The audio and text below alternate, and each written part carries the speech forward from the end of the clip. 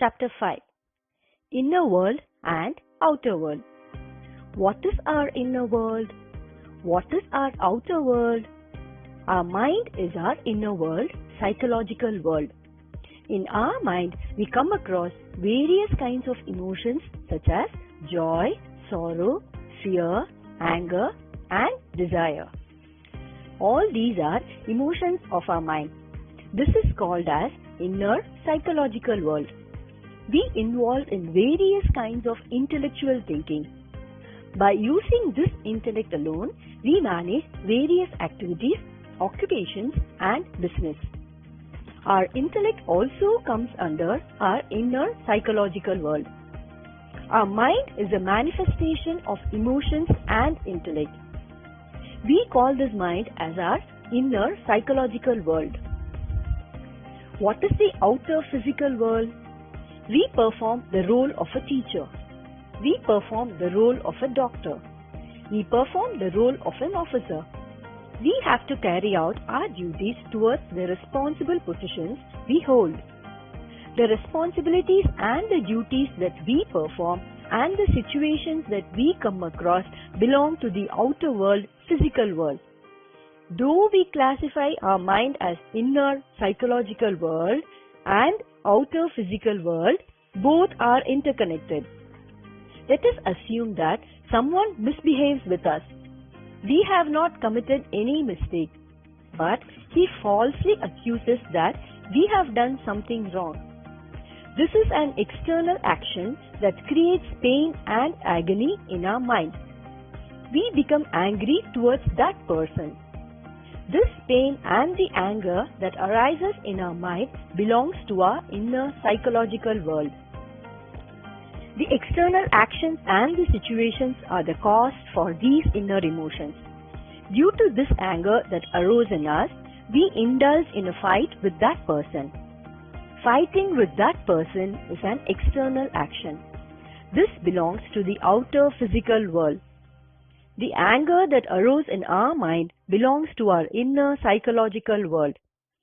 External world is the cause of inner world and inner world is the cause of external world. Even then, they are different. Though both the psychological and the physical worlds are different, they are entangled with one another. Why should we see and analyze this as two different parts? Only when we differentiate like this can we understand where we should act and where we should not. In our mind, various kinds of emotions arise involuntarily. They may be feelings of joy, sorrow, fear, and distress. When we feel joyful, we do not try to manage it. But when unfavorable emotions arise, we struggle to discard them. When we feel happy, there is no work that we need to carry out. But when emotions like fear, anger, and sorrow arise, we feel that there is work for us to discard them. By just taking up that kind of work, we will not be able to provide a solution to our inner psychological feelings by handling our emotions.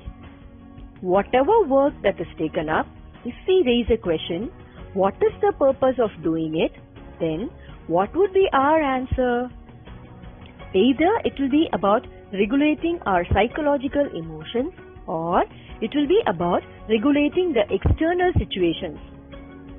In other words, it will be either regulating our inner world or our outer world.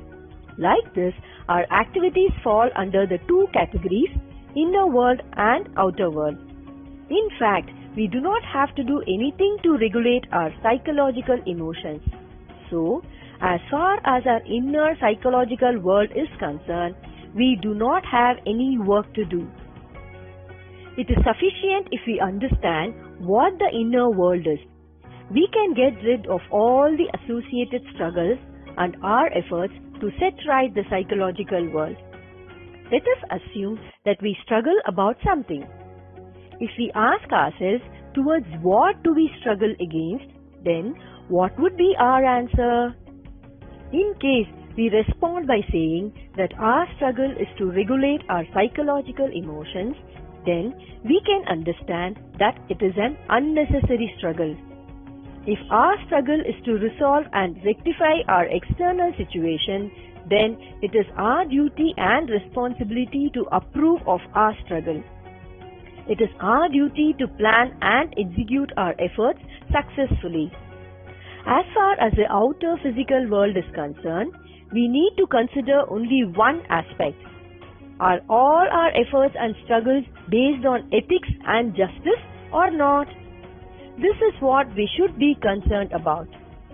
All these ethical and righteous aspects are not natural. They are all artificially created for our convenience. All these are just disciplinary aspects, controls, defensive fences. Living righteously means that we must execute all our efforts successfully by not crossing these fences. As far as our outer physical world is concerned, we should adhere to the dharma, righteousness, justice and ethics to be followed. As far as our inner psychological world is concerned, we should understand that there is neither any work to be carried out nor any dharma, justice and ethics to be followed. For our inner world, enlightenment or surrender shall be our way of life. As far as the inner world is concerned, understanding our helplessness is enlightenment. Going by the flow of the inner events, by not trying to detach ourselves from the inner events and by not trying to streamline them is surrender. As far as our inner psychological world is concerned, there is nothing good or bad. There is nothing superior or inferior. All of that are just shadows, something that does not exist or a mirage. We do not need to do anything about it. A lady known to me lives in Coimbatore, a city in India. It is said that in her previous birth, she happened to be the direct disciple of the great master Sri Ramakrishna Paramahamsa. She used to have rare spiritual experiences of ecstatic and samadhi states without any effort put in by her. She used to undergo these experiences naturally. She even started to have a few disciples around her to take care of her. Once when she contacted, she asked me during our conversation, "At times I get the ecstatic experience. During that moment, I feel as if I am the God. I think that this is the greatest experience I ever had. What do you think about that?" The essence of my reply to her is this: "Ma, undoubtedly your experience is one of the greatest. Not everyone gets these kinds of experiences. For sure, it's a rare experience. If an average human wants to undergo this sort of experience, one needs to perform a lot of spiritual practices.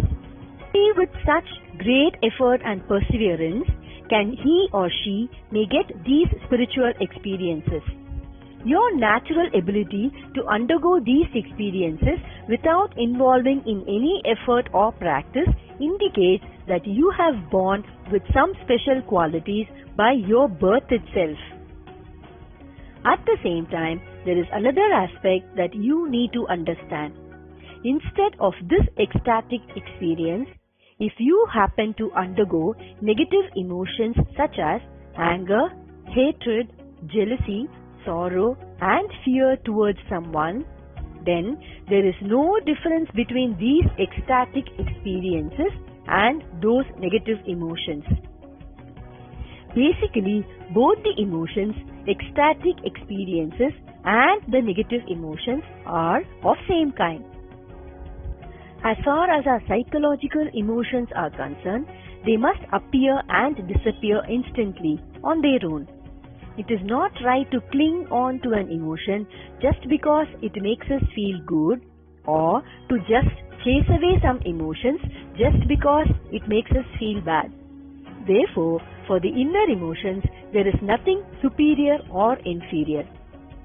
All our emotions are mere shadows only. so there is no necessity for us to act upon. Most of the great sayings, Mahavakya, by the enlightened masters directly address our inner psychological world only. Do nothing is one such saying. This doesn't indicate the state of being idle without doing anything in the physical world. This statement indicates the effortless state of not trying to regulate our psychological emotions in our inner world. In Ashtavakra Gita, the sage Ashtavakra describes the quality of an enlightened master through this example. An enlightened master never gets surprised or perturbed even if by chance the scorching sun changes itself to be the moon and starts flinging cool rays, or by chance the cool moon changes itself to become the sun and start emitting hot scorching rays. If this type of approach is applied in our outer physical world, it would lead to complete chaos. This approach is suitable only to our inner psychological world. As far as our inner psychological world is considered, expectations on the way our mind should function is also wrong. The right approach would be to allow our mind to function on its own as per its nature. The official language of our inner psychological world is freedom only. The aspect of the outer physical world is totally different. There we have various types of discriminatory aspects such as good and bad, right or wrong, do's and don'ts, etc. So we certainly need planning and order in the outer world. As far as our inner psychological world is concerned, virtues such as righteousness, discipline, justice, ethics, all are wrong. There is neither good nor bad in our inner psychological world. In our inner psychological world, all the happenings are mere shadows and reflections only. As far as the shadows are concerned, there is nothing called as a good shadow nor a bad shadow. Discriminating them as good or bad, wanted or unwanted is wrong. As far as the emotions of our inner psychological world are concerned, our intellect has no business there. The functioning of our intellect is required only for external actions. Improper use of our intellect will lead to the failure of our external physical actions. As far as our external actions are concerned, all our actions should be similar to that of a righteous, wise person. In our mind, our thoughts and our emotions arise on their own. For instance, in a particular situation, happiness arises on its own and fear or anger erupts without our knowledge. All our emotions are not converted into actions unconsciously without our knowledge. In our inner psychological world, all our emotions arise involuntarily, but all that becomes actions only after we approve them. Suppose we have kept an expensive glass jar in our drawing room. Our child, who is aged less than 5, pushes it down and the jar breaks into pieces. The moment we see it, we become angry. In that rage, we scold the child and even beat him up. We convert our instant anger into action. Did this action take place unconsciously the same way we became angry unconsciously? Let us approach the same example in a different way. Suppose a close relative visits our home with his child of the same age. The child pushes the expensive glass jar and the jar breaks into pieces. We become angry on this child also the same way we became angry on our child unconsciously. But do we beat our relative's child as we did with our child? Definitely not. Why it is so? Our actions do not happen without our knowledge, unlike the anger we got unconsciously. Since we have the responsibility of keeping our child under disciplinary control, we express our anger on the child after approving it. But we do not have any responsibility to compulsorily discipline our relative's child. We do not approve of our anger upon our relative's child. So, we do not express our anger upon the relative child. We do not need to manage our psychological emotions. We do not need to set aside any of our emotions, considering them as unnecessary. But we are responsible for all our external actions. All of us have the responsibility to manage them. It will only be right to execute our external actions abiding by the moral values and justice. For that, we need to apply our intellect in the right way. If required, we must use our psychological emotions to help our intellect. One of our listeners had a problem and reported to me. Your approach is very helpful to me. My mind became calm after I accepted that. I thought that all my problems had come to an end. But today I got into a new problem. I have left my home and come out to attend a business meeting. The place where the meeting is scheduled is about 30 kilometers away from my home. I need to be there in the meeting within half an hour. But I have been waiting for a bus for the past 1.5 hours. The regularly scheduled buses did not turn up so far. I am so agitated and tense, thinking that I may not be able to attend the meeting. Why am I so agitated now? Have I not understood your approach and concepts properly? Can my mind that was calm so far be engulfed in tension like this? My answer for his query was like this. You are on your way to an important work. Your journey is disturbed. Because of that, you become agitated. Anyone who is in the situation that you are in will be under tension only.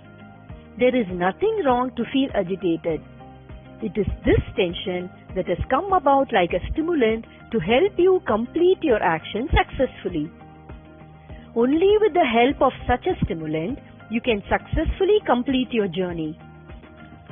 You can make an alternate arrangement by hiring a vehicle and reach the meeting place. In the absence of this tension, you may not even be able to complete your action successfully.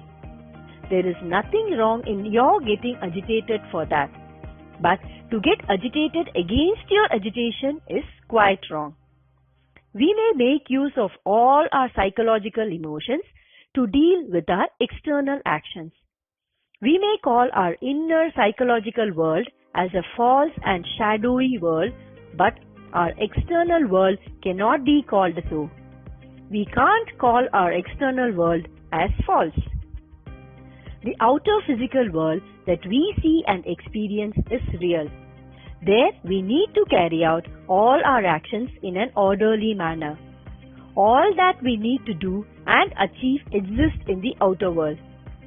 There is nothing wrong in giving importance to the outer physical world within the scope of ethics and justice.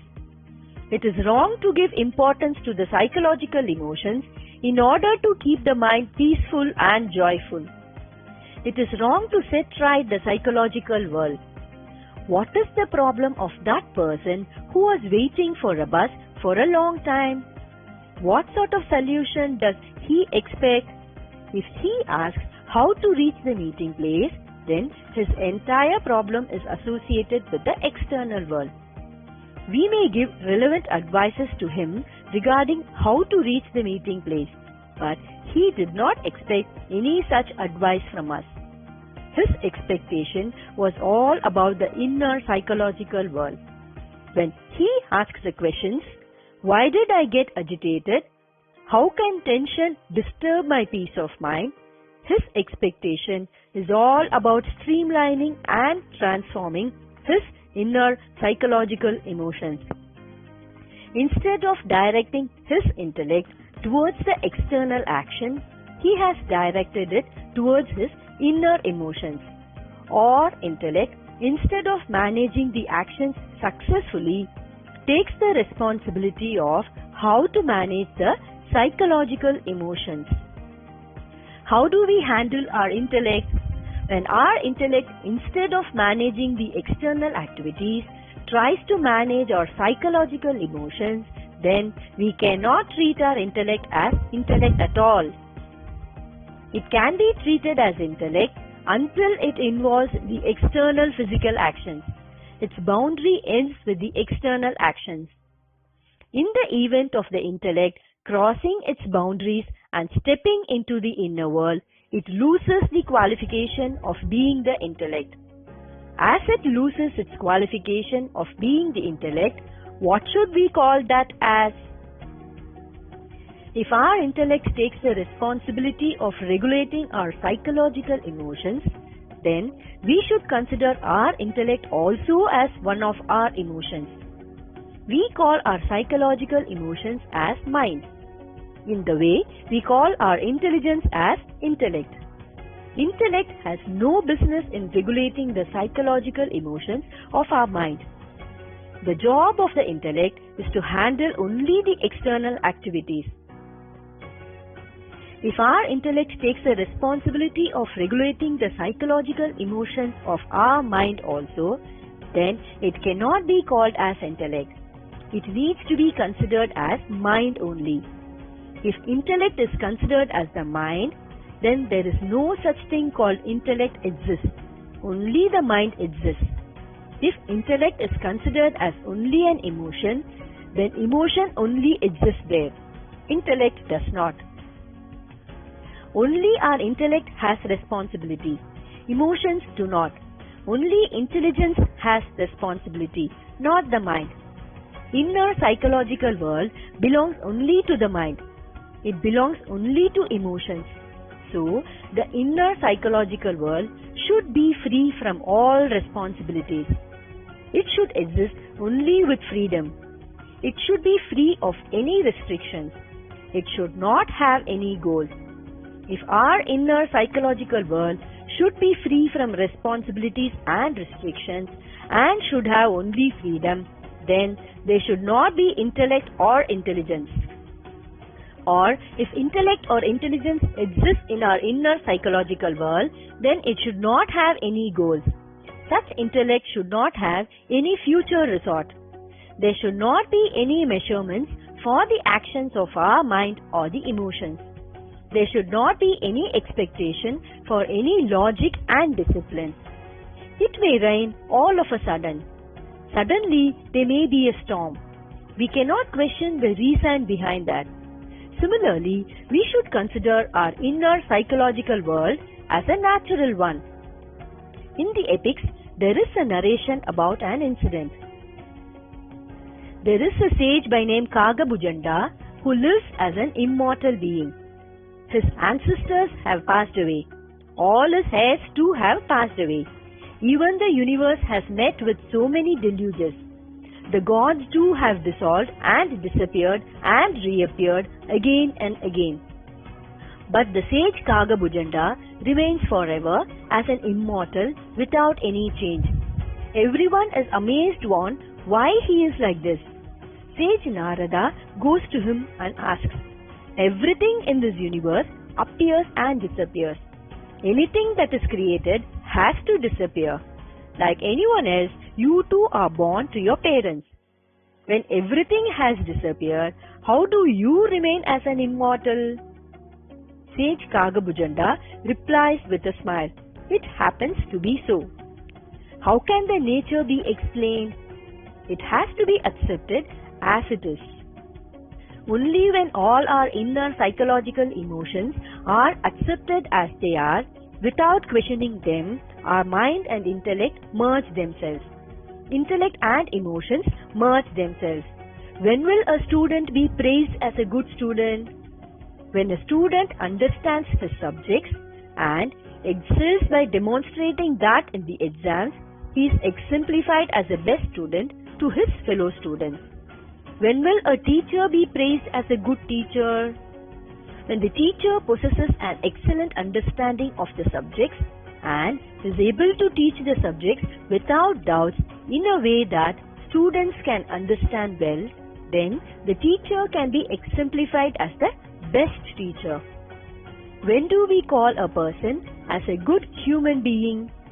When one acts with the humanitarian concern in all situations to the extent of being exemplified for that quality, then we would call him a good human being. Like this, we attach traits and merits to everything. On this basis, how to define a lunatic person by the traits as a good lunatic? There is no specific rules and discipline for a lunatic person. The lunatic person may act in whatever way he wants, with sense or without sense. There is one incident. Following the orders passed by the government to inspect and submit a report on all the mental asylums in the district, a district collector was carrying out inspection in one of the asylums. A young person attracted the attention of the collector. The collector interrogated that person. He said, "My neighbor girl and I were in love with each other. Our parents did not accept our love. Next week, they are going to get my girlfriend married to someone else by compulsion. As both our parents suspected that I may create some trouble, they have detained me here, saying that I am lunatic." The patient's narration sounded very genuine to the collector. The collector sent a word to the doctor to meet him. The doctor was not at the hospital at that time. So, the collector issued an order for the doctor to come and meet him urgently in his office once he comes back.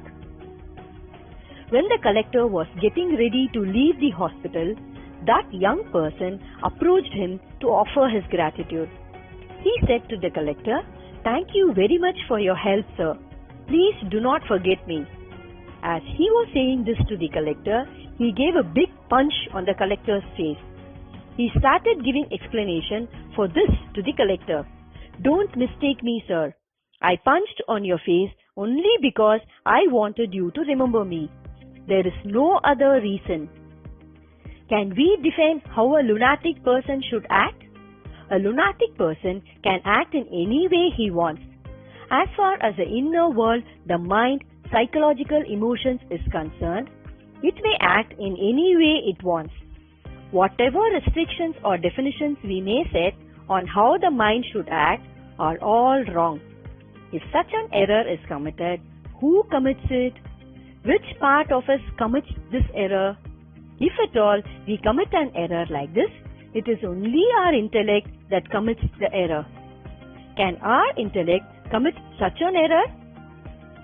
As far as our inner psychological world is concerned, we have been considering our intellect as an emotion and mind, and it is not considered as intellect at all. Therefore, as far as our inner psychological world is concerned, our intellect has the right to commit this error. It is enough if we consider that all the mistakes that we commit are natural. The right way to understand the inner psychological world is to treat it as natural, to ignore whatever happens inside and to give full freedom to it. Only by ignoring our inner psychological world completely can we act upon the outer world with utmost responsibility. Let us look at an example. Let us assume that you are coming to my house after 2 days of hectic journey, tired. As my house is situated far away from the city and isolated from the city, you have reached my house with great difficulty. Let us say that when you are arriving at my doorsteps, I am locking my door in order to go out.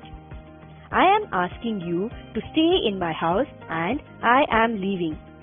As it may take some time for me to return home, it may even get delayed. But you have come after a tiresome journey. What you need now is rest. If the door is locked from inside, then you will have to wake up and open the door for me. Therefore, I am locking the door from outside and taking the key with me. Now, you can take rest peacefully. Even if I return home late, you don't have to open the door for me. As I have the key with me, the door can be opened from outside. After seeing me off, you are entering the bedroom. There, you see a big black cobra upon the bed. What will you do now? Had the door not been locked from outside, your first action would be to escape from the house. But here it is not possible as the door is locked from outside.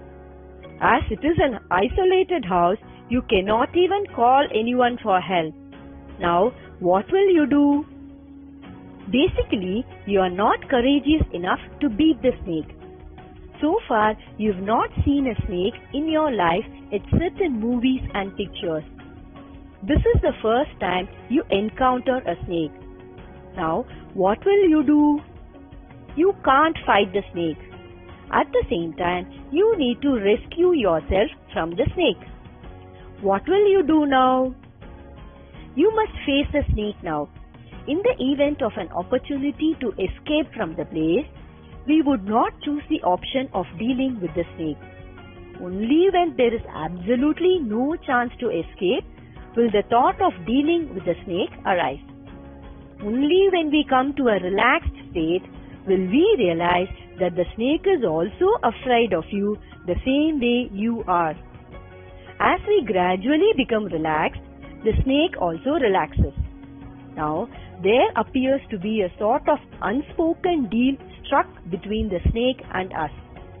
We start to understand that the cobra does not do anything to us on its own.